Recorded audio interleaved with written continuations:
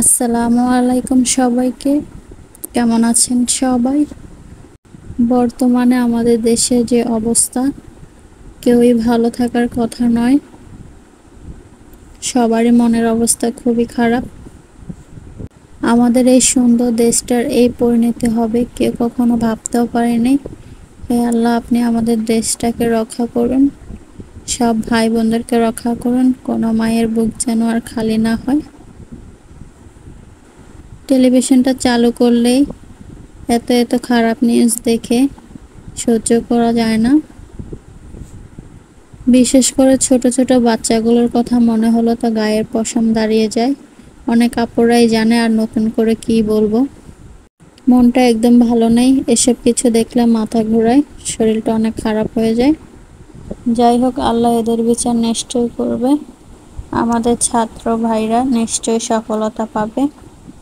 আজকের পর্বে তৈরি করে দেখাবো মজাদার পাস্তা রেসিপি। বাচ্চারা এইভাবে খেতেই বেশি পছন্দ করে থাকে। আপনারা একবার হলো এইভাবে ট্রাই করবেন। পাস্তার সাথে এখানে আমি কিছু ম্যাগি নুডলস নিয়েছি। আমার বাচ্চারা এইভাবে খেতে অনেক পছন্দ করে থাকে, তারা বায়না করতেছে খাওয়ার জন্য। পাস্তা রান্না করার জন্য এখানে আমি কিছু পাস্তা নিয়েছি, সাথে আমার পিচ্চিটাও দেখুন এখনই খাওয়ার জন্য বায়না ধরেছে। আর এদিকে কিছু ম্যাগি নুডলস নিয়েছি, আর এদিকে নিয়েছি পেঁয়াজ কুচি, কাঁচামরিচ ফালি নিয়েছি, একটা ক্যাপসিকাম কেটে নিয়েছি ছোট ছোট করে, আর এদিকে গরুর মাংস ছোট ছোট পিস করে কেটে নিয়েছি। এখন আমি রান্না করব, তো সাথেই থাকুন কিভাবে রান্না করি। প্রথমে চুলায় পানি বসিয়ে দিলাম, পানি খুব ভালো করে গরম হয়ে গেছে। এখন আমি গরম পানিতে পাস্তাগুলো দিয়ে দিলাম। একদিকে নুডলস আর পাস্তাগুলো সিদ্ধ করার জন্য বসিয়ে দিয়েছি, আর এই চুলায় রান্নার জন্য সয়াবিন তেল দিয়ে দিলাম কড়াইতে, আর সাথে দিয়ে দিলাম পেঁয়াজ কুচি। পেঁয়াজ রসুনগুলো একটু লাল করে ভেজে নেব। নুডলসটা মূলত আপনাদের ভাইয়া রান্না করে দিচ্ছে, সে অনেক মজা করে রান্না করতে পারে। আমাকে বলল আমি রান্না করে দেই, তুমি ভিডিও করে নাও। তার হাতের রান্না কিন্তু অনেক মজা হয় খেতে। পেঁয়াজ আর কাঁচামরিচ খুব ভালো করে নেড়েচেড়ে দিয়ে লাল করে ভেজে নেব। পেঁয়াজ রসুন ভাজা হয়ে গেলে 1 চামচ হলুদের গুঁড়ো দিয়ে দিল, এরপর 1 চামচ মরিচের গুঁড়ো দিয়ে দিল। এই রান্নাটা একবার করা হয়েছিল, খেতে খুবই মজা হয়েছিল, সেই জন্য আবার বাচ্চাদের রান্না করে দিতেছে। এরপর মশলাটা খুব ভালো করে নেড়েচেড়ে দিতে হবে। খুবই মজা হয়েছিল, সেই জন্য আবার বাচ্চাদের রান্না করে দিতেছে। মশলাটা নেড়েচেড়ে দেওয়ার পর ধনিয়ার গুঁড়ো দিয়ে দিতে হবে।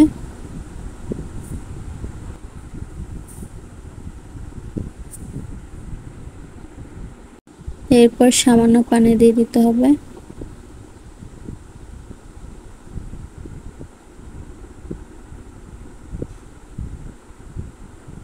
পানি দেওয়ার পর স্বাদ মতো লবণ দিয়ে দিতে হবে। লবণ দেওয়ার পর ক্যাপসিকাম কুচি দিয়ে দিল।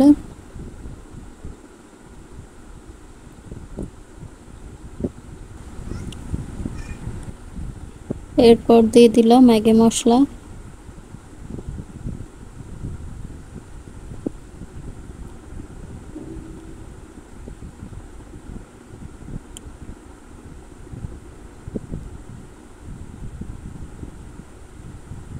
ম্যাগি মশলার সাথে একটা নুডলসের মশলাও ছিল প্যাকেটের সাথে, সেই মশলাটাও দিয়ে দিল।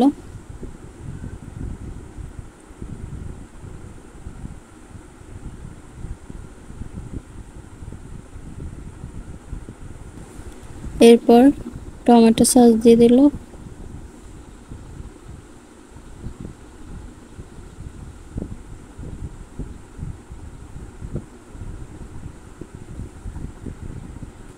রান্নাটা একটু ভেজা ভেজা টাইপের হবে, শুকনা নুডলস হবে না। এইভাবে ভেজা খেতেই বাচ্চারা বেশি পছন্দ করে থাকে, আপনারা একবার ট্রাই করে দেখতে পারেন।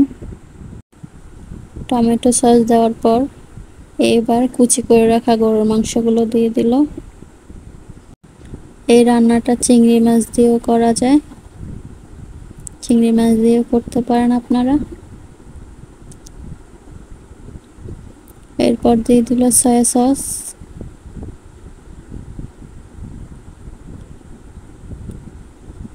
সয়া সস দেওয়ার পর কালারটা কি সুন্দর আসে দেখুন একবার। রান্না করতেছিল আর বলতেছে খুবই সুন্দর একটা কালার আসছে সয়া সস দেওয়ার পর।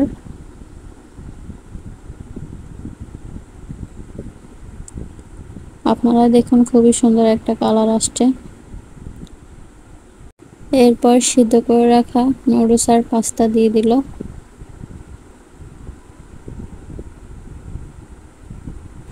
এইবার খুব ভালো করে নেড়েচেড়ে দিয়ে রান্নাটা করে নেবে। রান্নাটা দেখুন একদম ভেজা ভেজা টাইপের হয়েছে, শুকনো হবে না। এইভাবে খেতে আমার বাচ্চারা বেশি পছন্দ করে থাকে আর অনেক মজাও লাগে খেতে এটা। রান্না হয়ে গেছে, সব শেষে ধনেপাতা কুচি দিয়ে দিল।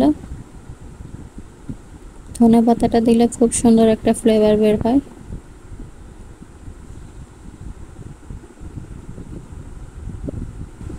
এই ভেজা নুডলসটা খেতে কতটা যে মজা হয়, রান্না না করলে বুঝবেন না।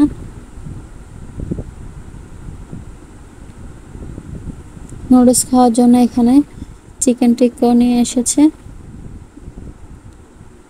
সব শেষে দেখুন একবার। খুবই মজাদার নুডলস রেসিপি কেমন লাগছে কমেন্ট করে অবশ্যই জানাবেন। ভালো লাগলে একটি লাইক অবশ্যই দেবেন। ভিডিওটি ভালো লাগলে লাইক কমেন্ট শেয়ার করে পাশে থাকবেন। এখন আমার বাচ্চারা খেতে বসে পড়েছে, তাদেরকে খেতে দেব।